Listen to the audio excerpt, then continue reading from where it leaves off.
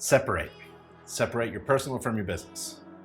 So use separate bank accounts for personal and business finances for yourself as a home inspector. There's a link here to a video. Let's take a look. Hi, I'm Mark Cohen. I'm InterNACHI's General Counsel. I've been the General Counsel since 2004. And my job as General Counsel is to provide top quality legal advice to InterNACHI and to InterNACHI members.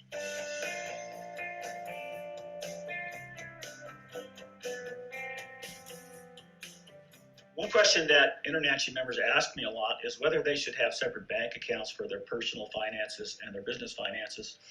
And the answer that I always give is yes, you should. And there are two reasons for that. The first is that if you're doing business as an LLC or a corporation, the reason you're doing that is to have limited liability. If you commingle your personal assets and your business assets in the same bank account, that's a really good way to lose the limited liability that the corporation or the LLC offers you, because the court is going to pierce the corporate veil and treat you as the alter ego of your entity.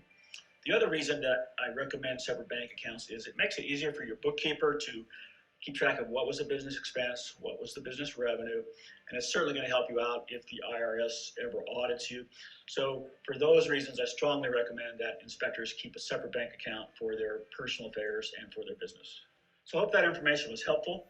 If you have any questions or you ever just... It was. So that was a good tip on getting separated.